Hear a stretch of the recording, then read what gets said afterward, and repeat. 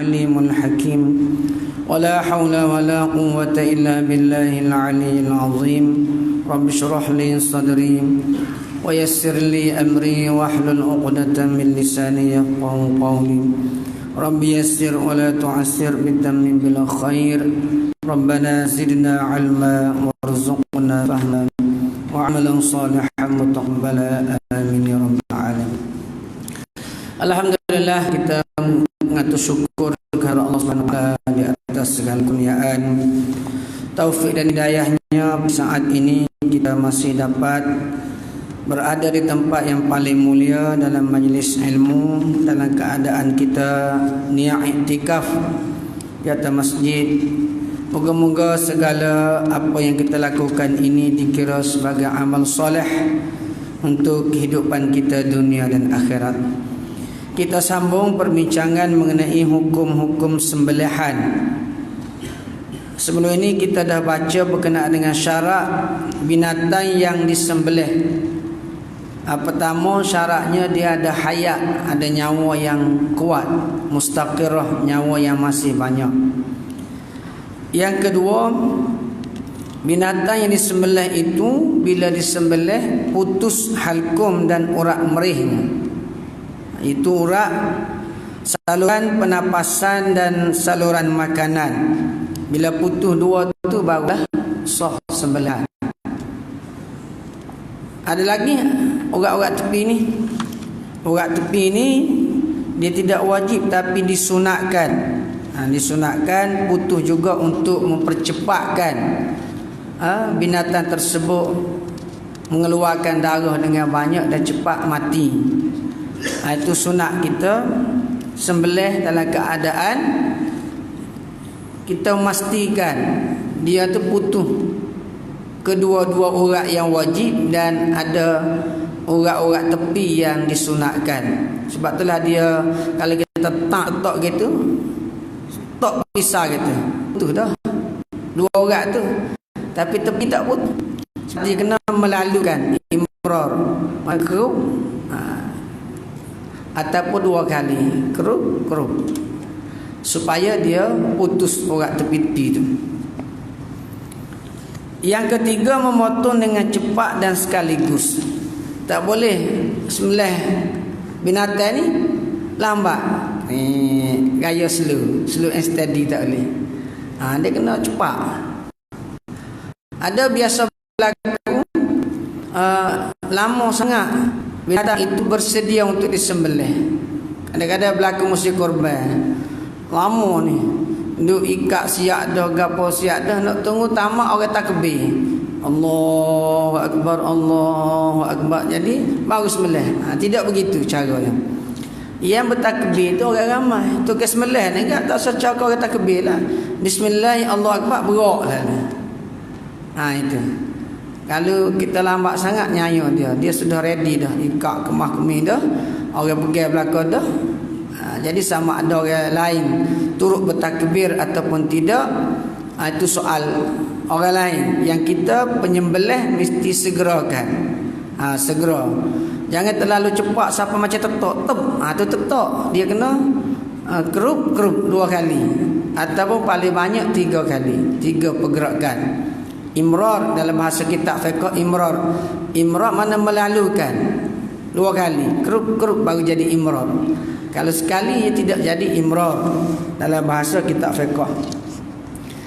Ini kerana kalau dilakukan dengan perlahan lalu haiwan itu menggelepar, sebagaimana binatang yang disembelih sebelum semuanya selesai dipotong.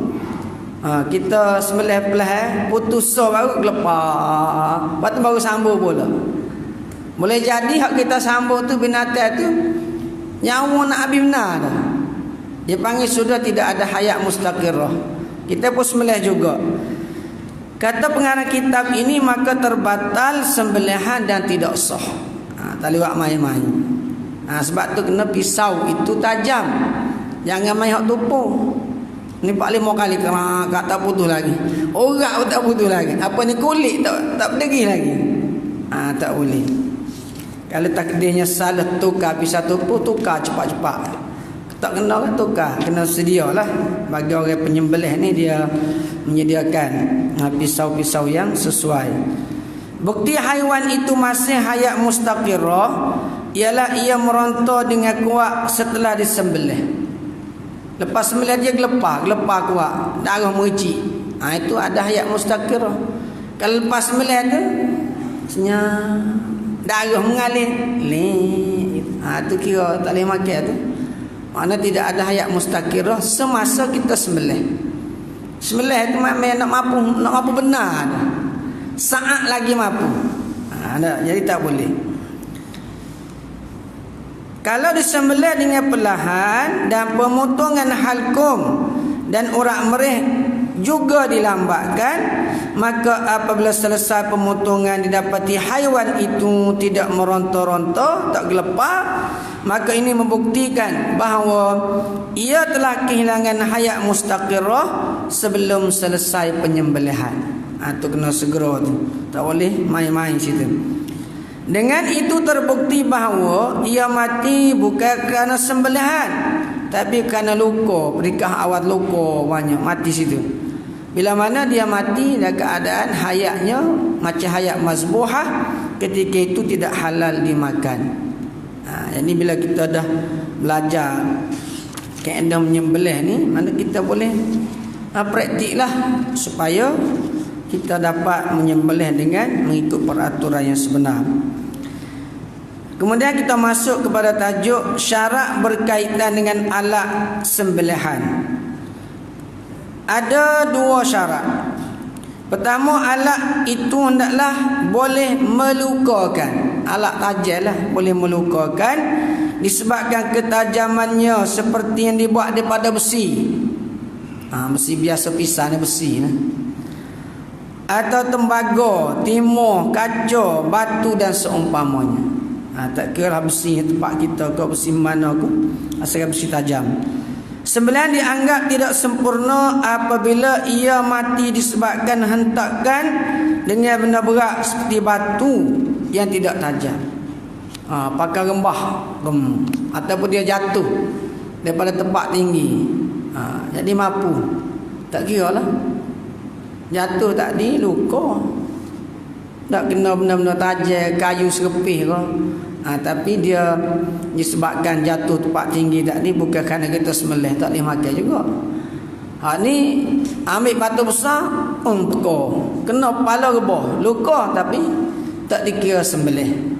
Sembelih ni kena dengan benda tajam. Benda tajam bukan dengan kita hempap sesuatu yang berat di atas tekuk dia atau di atas tubuh dia.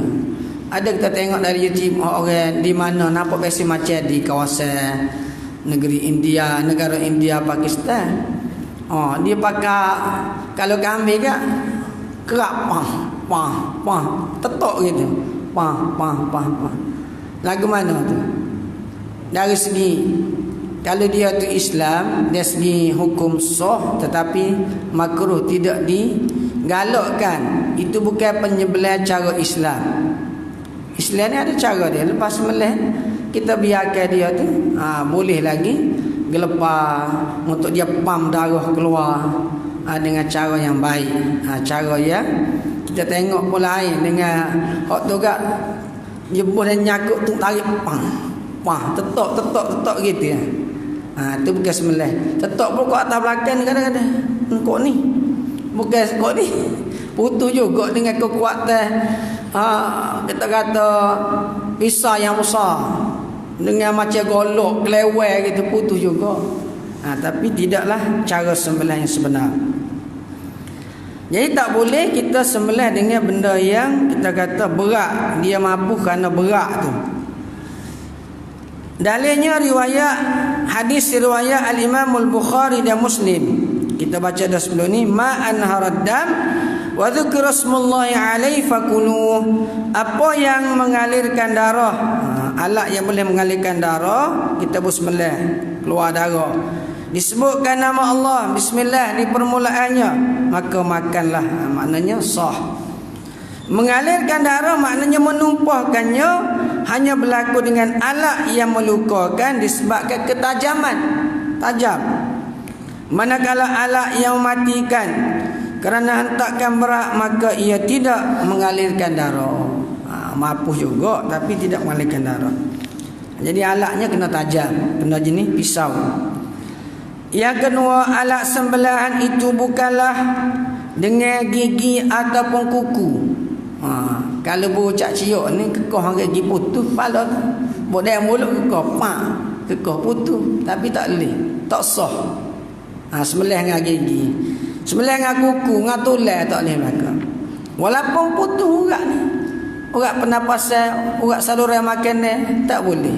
Sebab Nabi tidak membenarkan menyembelih menggunakan kuku, tulang ataupun gigi.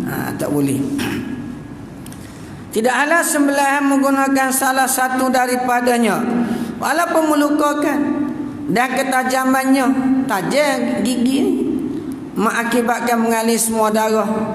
Kenapa tak boleh? Kerana Nabi tidak membenarkan. Ini disebabkan sembelihan dengan salah satu daripadanya telah dikecualikan oleh nas hadis daripada umum keharusan menyembelih dengan alat-alat yang diharuskan. Nabi kata ma'ana radam, setiap alat yang boleh memancukkan darah, keluar darah dengan banyak. Ujung hadis itu Nabi kata laisa sinna wa zufra, kecuali gigi dan kuku tak boleh. Walaupun dia kalau kita kuku panjang dah kak gitu putus, puyuh bocak ciok putus lalu, tapi tak boleh, tidak sah. Sabda Nabi sallallahu alaihi wasallam di hujung hadis riwayat Rafi' bin Khudaij radhiyallahu taala anhu, riwayat al-Imam Syaikhain Imam Bukhari dan Muslim, ada di hujung hadis laisa sinna waz-zufra, tidak guna gigi dan kuku. Termasuk hukum gigi dan kuku ialah semua jenis tulang, sama ada tulang manusia atau lain. Tak boleh kita buat alat menyembelih menggunakan tulang. Hikmat pengecualian ini adalah sebagaimana yang disebut oleh para fuqaha ta'abbud. Apa yang tak boleh? Putus juga. Kerana kita menerima secara ta'abbudiyah. Ini adalah perintah Allah. Walaupun kita tak tahu hikmah, bila Allah Ta'ala suruh, kita terima. Nabi kata tak boleh dengan kuku bapa, tak tahu. Tak syarat kita tahu. Kenapa tak boleh? Sebab Nabi kata tak boleh. Cukup dah, itu ta'abbud. Kenapa tak boleh sebelah dengan tulang? Sebab Nabi kata tak boleh. Itu ta'abbud. Bapa tak boleh, Nabi kata tak boleh. Bapa ikut dia. Itu ta'abbud dia. Tidak menafikan kita boleh mencari sebab. Kita boleh mencari hikmah. Hikmah ni atau logik ni kita boleh fikir. Kuku ataupun tulang, gigi tak sesuai. Bila nak sembelih dengan gigi ni, kena kekoh ni mengecik darah tu najis. Boleh jadi tak kena buat ngecik padahal tekok, apa telan dengan darah-darah.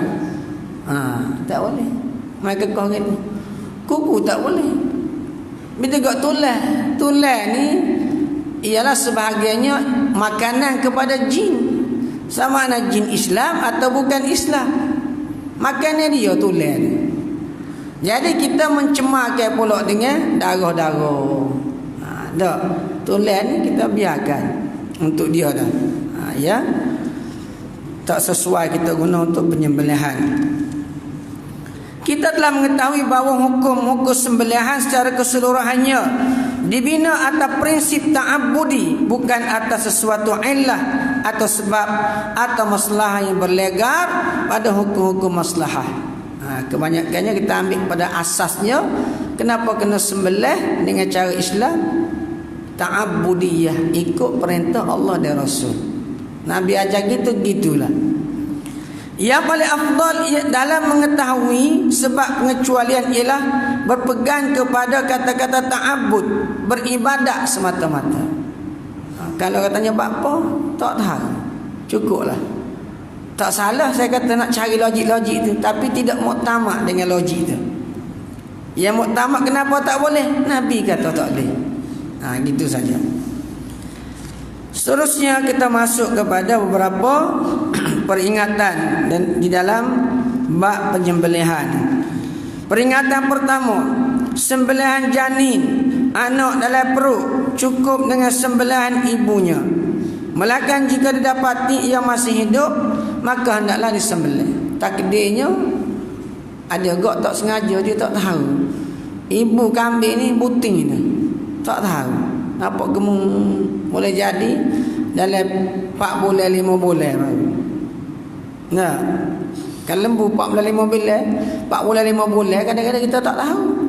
Dia ni mengandung setara mana. Sebab jarang orang kita yang kecil lembu nak cek apa ni, air lembu apa mengandung ke duk. Hospital pun tak terima. Tapi pejabat berkhidmat veteriner dia ada kaedah. Orang biasa dia tengok perut dia jamah tahu dah. Kalau was-was lagi dia boleh seluk. Seluk untuk tengok kandungan dalam tu. Dia adalah alat dia pakai sarung tangan seluk tengok. Jadi ketika itu dia tahu. Takdirnya kita anggap tak mengandung, tak munting. Sembelih-sembelih, lapo-lapo ada anak besar pohon. Sudah. Mesti mampu dah anak tu. Tapi cukup syarat dah. Kepala ada, kaki ada. Boleh makan ke tidak? Anak lembu, ia baru umur 5 bulan, mati dalam perut kerana disembelih ibu dia. Boleh ke anak makan? Boleh, tak salah. Kalau pecah liu molek makan, setengah orang berebut nak buat ubat ke apa tak tahulah. Jadi boleh. Nabi kata sembelihan janin dalam perut dikira dengan sembelihan ibu dia. Sembelih mak tu, kata dia ada anak dalam tu, anak tu kira matilah, kecuali anak tu umur 7 bulan 9 bulan, sembelih mak dia, lepas tu gak perut tu waktu habis hidup lagi tu. Nah, pegolah sembelih apa kecil gitu mak tu. Jalan hidup lagi gak.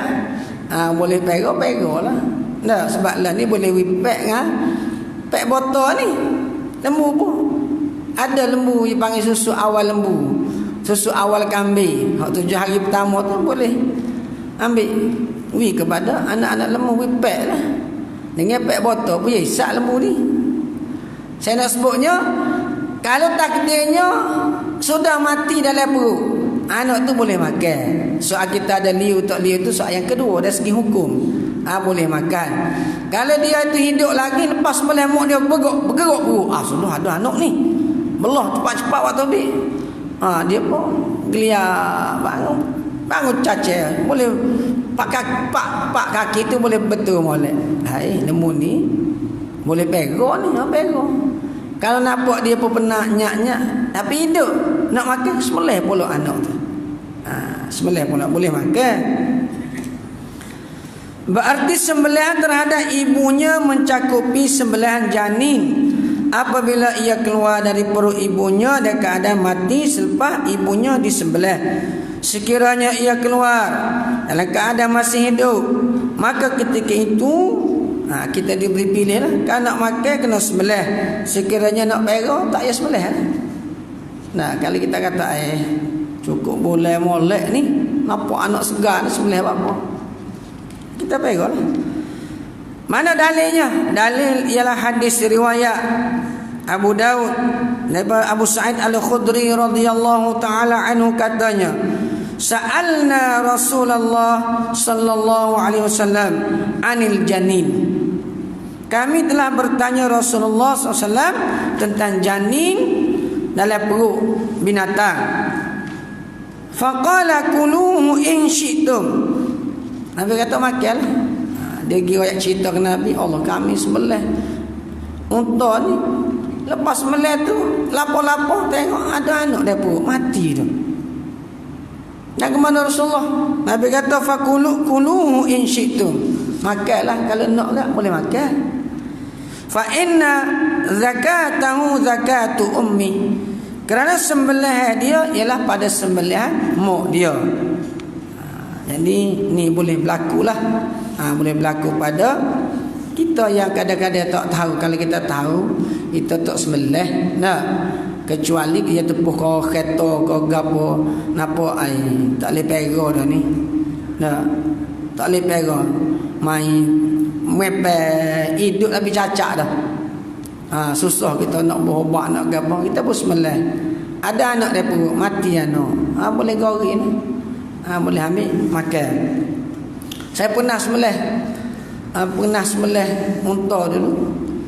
Kita tak tahu, tanya dah orang Arab, kata unta ni mengandung ke tidak? Tak, dia kata tak. Enggak kali dia tipu pun kita tak tahu. Dia kata tak, unta kita pergi padai nak beli unta tu, unta beribu ada padai masa saya belajar di Mesir. Jadi kita teroyak lah nak unta ni harga 5,000, kena 1,000, 7,000, 4,000 pun ada.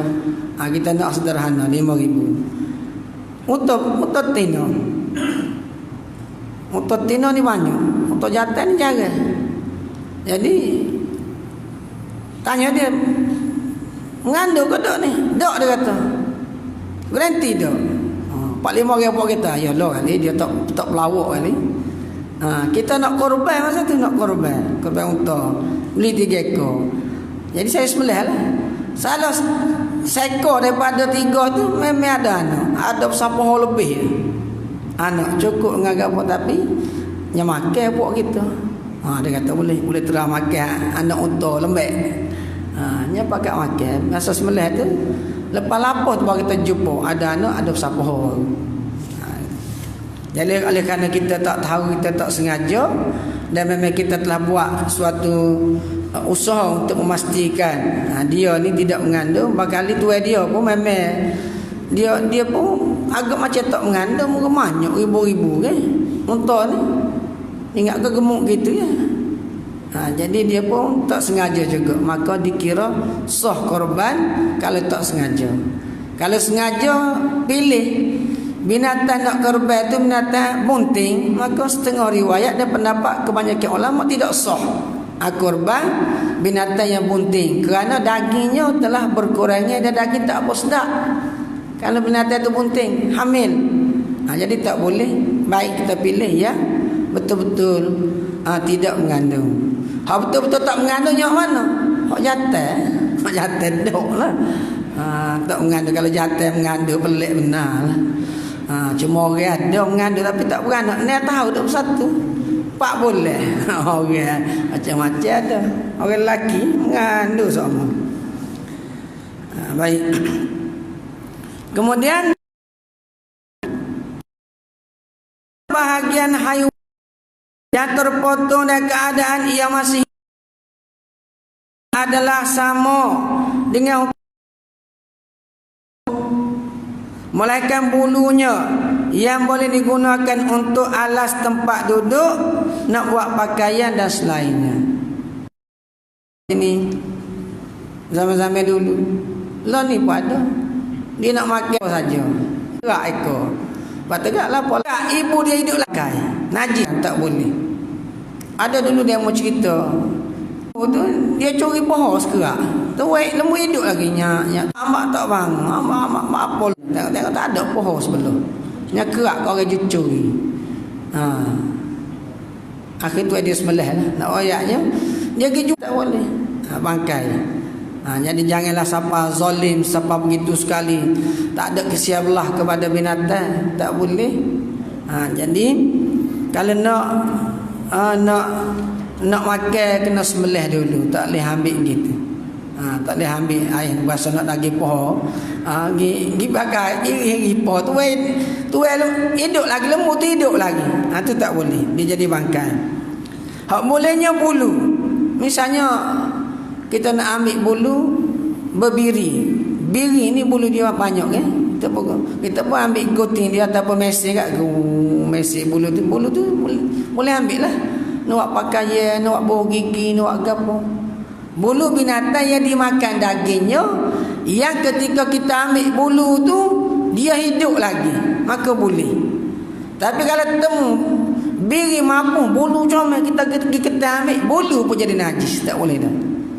Ni bulu masih ibu biri tu ataupun binatang tu masih hidup. Tu boleh. Bulu-bulu boleh. Bulu ayam boleh juga. untuk buat alas tempat duduk, baju-baju bulu dan sebagainya. Hal ini akan dijelaskan nanti. Ini bermaksud bahagian anggota haiwan yang terpotong alas sama hukumnya dengan bangkai binatang tersebut dari sudut halal dan haram memakannya. Juga dari sudut suci dan najisnya.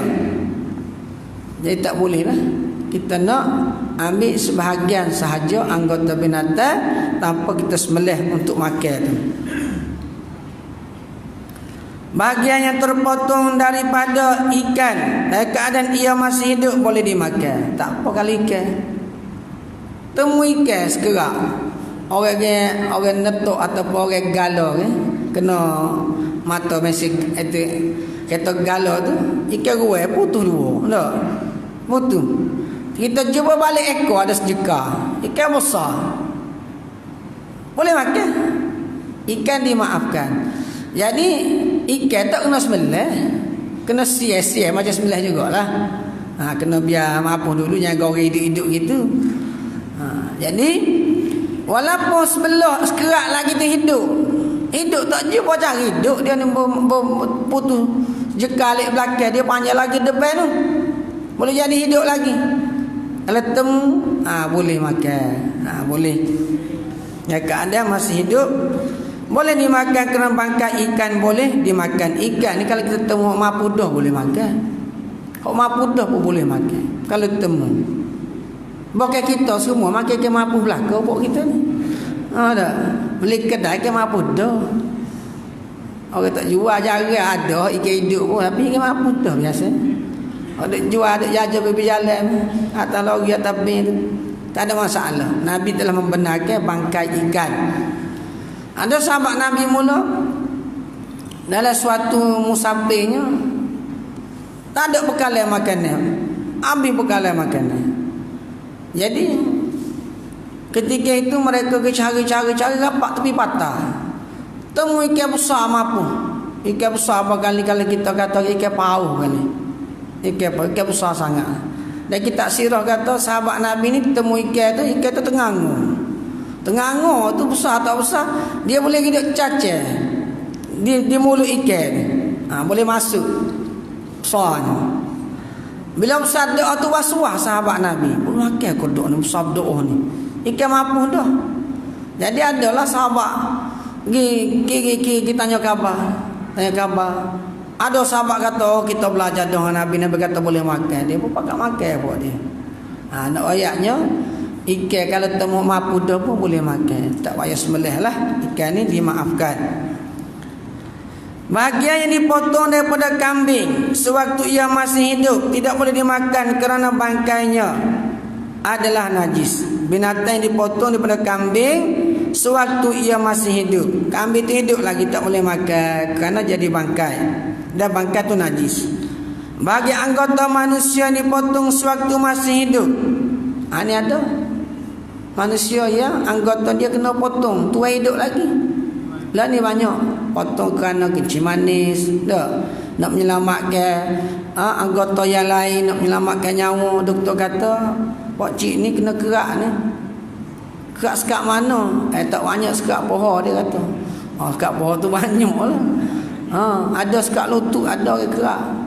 Ada sekat betih macam-macam lah. Na'udzubillah, kita minta berlindunglah daripada ujian yang berat-berat ni. Tapi nak ayatnya anggota manusia ni dia suci, dia bukan bangkai. Jadi yang dipotong tadi suci. Maknanya kalau kita jamuh tidak kata jamuh bangkai dah. Karena manusia adalah makhluk Allah yang dimuliakan. Walaqad karramna bani Adam. Bagi anggota manusia dipotong sewaktu ia masih hidup adalah suci. Kerana manusia tetap suci apabila ia telah mati. Dia tetap suci. Walaupun mati, mayat ni dia tidak jadi najis, tak jadi bangkai. Tidak jadi bangkai. Bukan sepolok kalau lembu mampu, hayam mampu, itu bangkai lah. Orang kalau mati tidak bangkai. Nah, mayat.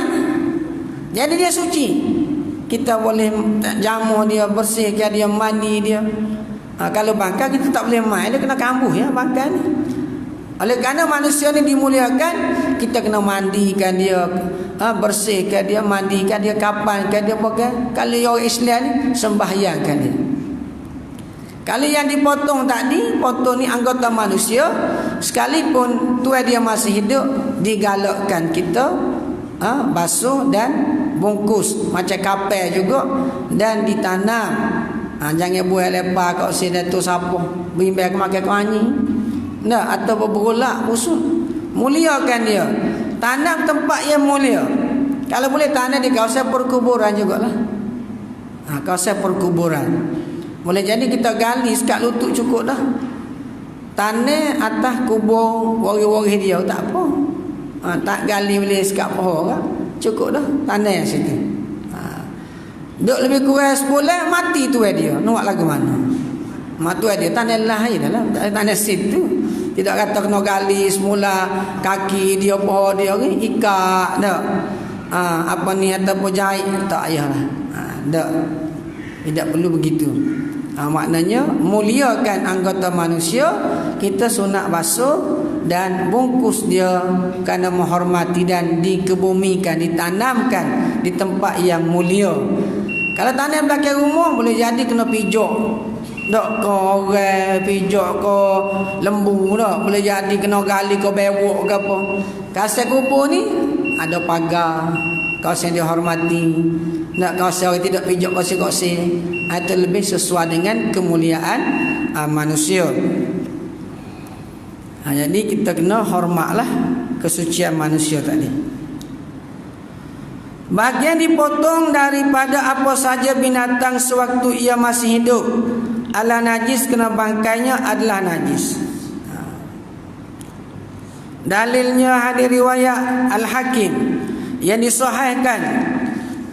Al-Hakim kata sahih daripada Abu Sa'id Al-Khudri radhiyallahu taala anhu. Rasulullah sallallahu alaihi wasallam pernah ditanya tentang potongan lemak bonggol unta dan potongan lemak kambing.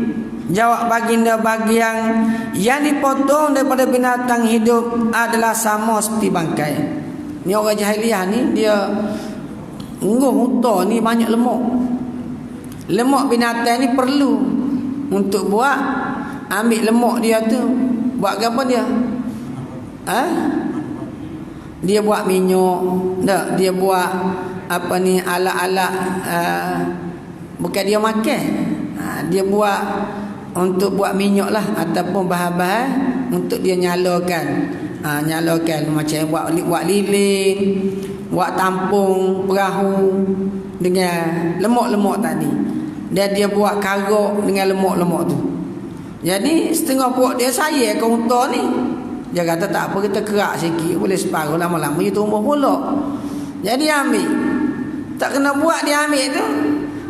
Minyak lemak tadi dia makan separuh. Dia buat guna separuh. Islam kata tak boleh. Yang diambil sebegitu menjadi najis, menjadi bangkai. Kalau nak kena sembelih ibu unta tu, binatang unta tu baru ambil lemak dia. Kalau ambil hidup-hidup gitu tak boleh. Tengok kibas ni ekor dia besar tu kan. Lemak banyak tu. Ada orang zaman dulu dia nak ke lemak tu, dia kerak ekor tu. Kerak ekor ambil lemak. Zaman jahiliah lah. Dia panggil nak toliu, nak untuk kalau perahu dia ataupun alat-alat tadi dia ni tembuh. Dia boleh tampung dengan lemak-lemak tadi. Lemak tu jadi seperti lilin. Jadi dia guna seumpama itu. Bila sahabat-sahabat Nabi tahu, dia sahabat Nabi sebelum Islam memang dia buat juga. Dia pun tanya kita dulu sebelum Islam kan, biasa ya kerak nguh unta ni ambil lemak. Lagu mana bila kita Islam? Nabi kata tak boleh. Tak boleh. Di samping kita nak jaga juga binatang tu, nyayo juga mai kerak nguh ni. Tu hidup lagi. Ada walaupun kita kata dia tak bergaduh sebab kita, tapi dia bergaduh cara dia lah. Cara dia tak boleh kita menganiaya kepada binatang itu sendiri.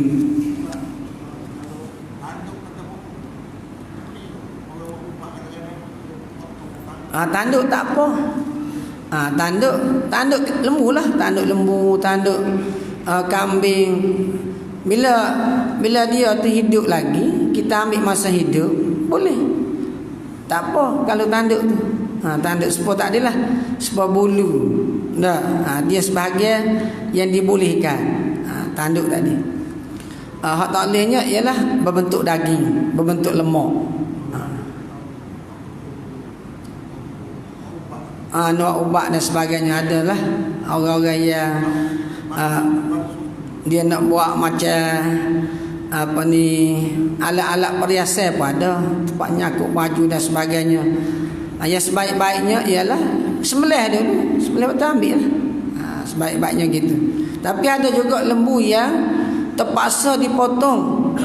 Bila lembu ni tanduk dia panjang, dia perbaikan sangat sedok lah, kita potong masa dia hidup lagi.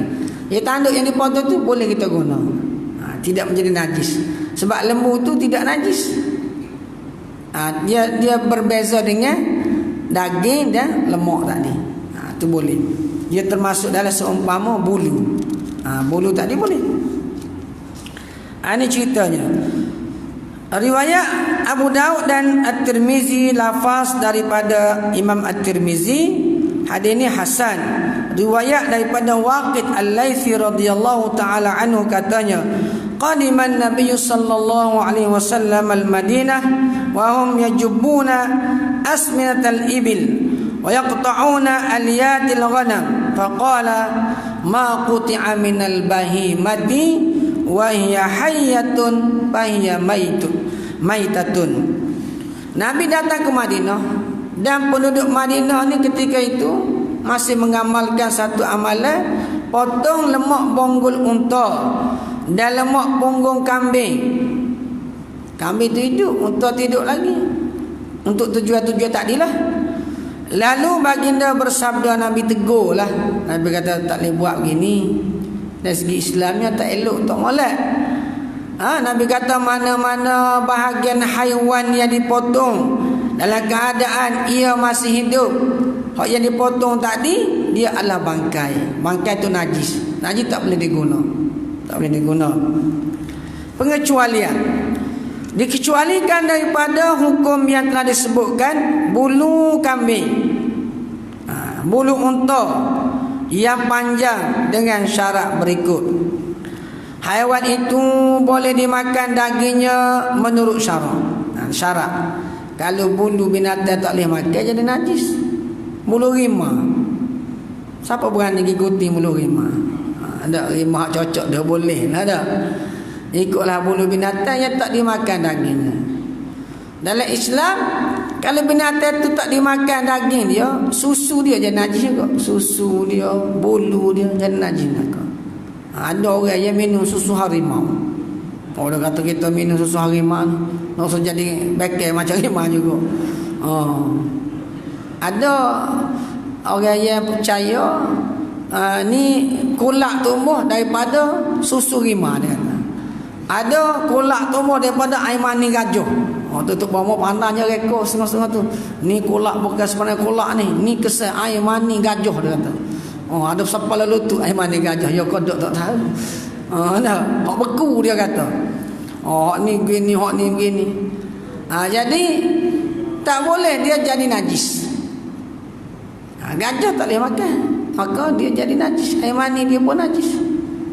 Sebab dia kira bercampur dah. Ada setengah kata air mani ni semua halal. Semua tidak menjadi najis. Tapi sebagian ulama kata mengikut hukum asal, kalau binatang itu tak dimakan dagingnya, maka semua dikira najis pada keseluruhannya. Jadi di sini dia buat syarat. Dia kata bulu hak kita nak ambil ni, bulu kambing boleh, bulu unta yang panjang yang kita potong dia boleh. Kerana haiwan itu dimakan dagingnya menurut syarat. Ia dipotong dalam keadaan haiwan masih hidup. Kalau kita nak ambil bulu, kita kena ketai bulu dia tu, tuai dia hidup lagi. Beri kan kalau kita ketai bulu dia comel, jadi sepok kambing dia. Bulu pendek dah. Jadi bulu tu boleh ambil. Dengan syarat kita ketai ni beri tu hidup lagi. Kalau kita pergi ketai temu beri mampu tak boleh. Dipotong keadaan haiwan masih hidup. ataupun setelah disembelih menurut cara syariat. Ataupun lepas sembelih nampak ai comel ni. Belulai tu pergi kambo lah. Amo nak ambil dengan bulu-bulu. Nak apa molek kat basuh. Bulu kita ketai molek ambil bulu dia. Buat baju bulu. Nak belulai tu kita buat pula kasut, buat beg, buat ikat pinggang dan sebagainya. Boleh bawa dalam semayang ke apa. Lepas kita bersih-bersihkan semua sekali. Asalkan bersih ya. Sebab syarat samuk ni so ya. Syarat bak samuk. Kita kata samuk ada syarat membersihkan kulit binatang tadi so ya. Tidak kata syarat tu kena orang Islam. Tak syarat. Dia panggil al-indibah. Kita baca dah dalam juzuk pertama mula. Tersamuk. Sama ada dengan alat kita sendiri atau tersamuk sendiri atau orang bukan Islam samuk. Semua jadi suci bila mana setelah kita buat proses tadi, takdirnya kita guna air, akak tak busuk dah. Maknanya suci. Suci tu boleh guna dah. Baik, yang ketiga, ia bukan dipisahkan daripada anggota badan yang telah terpisah daripada anggota haiwan yang hidup. Tak inilah. Ia bukan dipisahkan, dikerak daripada anggota badan yang terpisah daripada anggota haiwan yang hidup. Takdirnya hospo tadi sebelah sekerak kaki lembu hilang atau kaki kambing hilang, ada bulu di dia tu. Oleh kerana dia dikerak, ibu kambing, binatang kambing tidur lagi, maka daging pun jadi bangkai, bulu pun tak boleh ambil dah. Dikira bangkai semua. Baik, bulu haiwan yang mati selain manusia adalah najis. Bulu haiwan kalau dia mati dah tak kena sembelih, mapuhlah kita kata. Bahasa Kelantan ni mudah, matilah ya mapuhlah. Orang Kelantan tak? Mapuhlah. Orang apa kalau jenis-jenis jahat mapuh juga. Mapuh dah nama tu. Jahat dah, popirang mapuh dah. Misalnya. Jadi kalau binatang kena sembelih, mati disembelih. Dah. Boleh ambillah bulu dia tu. Tapi kalau haiwan yang mati, yang mapuh, tanpa disembelih, tidak suci dan tidak boleh disamuk. Tidak suci. Bulu haiwan yang mati selain manusia ni suci, adalah najis. Manusia ni bulu kita pun jadi, walaupun kita mati ni, bulu tu tidak jadi najis. Bulu tu rambut ke apa, bulu-bulu di tubuh mayat tu tak jadi najis. Tapi kalau kambing mapu, bulu dia najis. Tidak suci kerana tidak boleh disamuk. Bulu dia najis. Faham boleh? Tapi belulai dia tu boleh ambil. Belulai tu boleh samuk. Bulu tak boleh samuk. Belulai ni boleh ambil bagi binatang yang asalnya boleh makan daging. Sama ada dia mampu atau kita sembelih. Pernah zaman Nabi lalu Nabi tengok ada kambing besar mampu. Nabi kata, "Bapa tu, halla akhastum ihabaha." Bapa tak ambil kulit dia? Nabi tanya. Oh, dia mampu, Rasulullah mampu dah. Kita tak ada sembelih, mampu lagi tu. Nabi kata tak apa, ambil kulit saja. Kulit tu bersih-bersih, buai lemuk, buai lendai, buai gapo, jemur, buai ngak dengan garai, dengan gapo, alat-alat ikutlah. Akhirnya suci bersih, boleh guna. Boleh guna. Sama ada kita nak buat sejadah, kau nak buat gapo kau, boleh disamuk. Dalam bab samuk kulit binatang ni, dia luas. Tak, kulit harimau boleh lagi, tapi kulit ya, bulu tak boleh. Bulu kena buat. Binatang tak boleh. Alah ni orang ada buat kulit arnab. Kulit arnab ni orang buat macam-macam lah ni. Orang boleh buat beg. Arnab pun besar-besar lah ni. Boleh buat perhiasan ke apa. Tapi hak kena sembelih lah. Arnab ni sembelih, dia dilampau, ambil kulit dia sekali dengan bulu-bulu dia tu. Dan diproses tu suci. Suci. Kalau dia mampu tak boleh ambil. Bulu tak boleh, kulit saja tu boleh. Kulit boya boleh kok. Cuma ada kita ada bacanya ada kulit tak makan samuk, orang kata samuk pun tak boleh, tak urut. Kulit ke apa? Kulit koro. Koro tu terbadak kira samuk. Temu koro apa? Comel waktu topik ledan. Amun nak klik samuk tak jadi. Tak makan samuk gitu orang kata. Dan kita tak jadi kata tak boleh. Kulit gajah tu badak tak kira juga. Tapi kulit ke lain kalau anjing dan babi, nah, kalau lah boleh diguna di samuk dibuat boleh lagi. Boleh lagi termasuk kulit boyo. Nak kulit ular sawo. Boleh lagi untuk kita samuk. Hak sini nak banyak bulu. Beza bulu dengan kulit ni. Bulu haiwan yang mati selain manusia adalah najis dan tidak suci kerana ia tidak boleh disamuk. Bulu tu. Nak samuk warna bulu. Tak boleh. Dalil sucinya ialah apa yang disebut oleh Allah Subhanahu wa taala dalam ayat Al-Quran.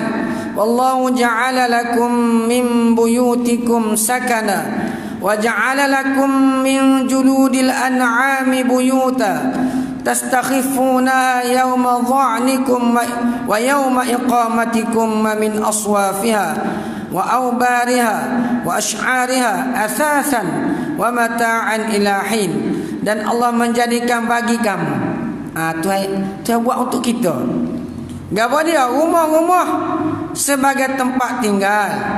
Dan dia menjadikan bagi kamu juga kulit binatang-binatang ternak. Juludil an'am. Binatang ternak ni gapo dia? Unta, lembu, kerbau. Tu boleh tu. Kulit dia boleh guna. Kambing, biri, kibas. Binatang ternak dan khemah-khemah yang kamu mendapatinya ringan di bawah. Jadi kita buat dengan kulit binatang ni khemah-khemah. Semasa kamu merantau, musafir, dan semasa kamu berhenti. Dan dia juga menjadikan dari pelbagai jenis bulu binatang ternakan itu. Ada bulu kasar, bulu halus, pelbagai barang perkakas rumah dan perhiasan untuk kamu menggunakannya hingga ke suatu masa yang tertentu. Ayat ini membuktikan harusnya menggunakan bulu-bulu kambing dan unta kerana ada dalil kesuciannya. Sebenarnya bulu haiwan yang boleh dimakan dagingnya seperti bulu burung. Burung. Burung apa comel bulu? Burung merah. Nah. Merah-merah. Kita ambil bulu masa dia hidup lagi. Dia ada bulu masa dia menurut kan? Tak. Ambil bulu ataupun kita potong dia. Bulu haiwan yang boleh dimakan dagingnya seperti bulu burung dan seumpamanya ada termasuk dalam perbincangan ini dengan syarat-syarat yang disebutkan tadi. Mana boleh kalau dia kita ambil masa dia hidup atau yang kita sembelih dulu. Kalau hak mampu baru ambil, hak tak sembelih lah mampu ni tak boleh. Itu insya-Allah kita akan sambung semula. Ada lagi perbincangan yang ketiga yang berkaitan dengan bangkai dan juga binatang-binatang sembelihan ini. Allah Subhanahu wa taala alam. Bismillahirrahmanirrahim. Alhamdulillah rabbil alamin. Wassalatu wassalamu ala Rasulillah wa ala alihi wa sahbihi ajma'in. Allahumma anfa'na bima 'allamtana wa 'allimna 'ilman yanfa'una wa zidna 'ilma warzuqna fahman wa 'amalan salihan mutaqabbala. Wa sallallahu ala sayyidina Muhammad wa ala alihi wa sahbihi wa sallam. Walhamdulillahi rabbil alamin. Taqabbal.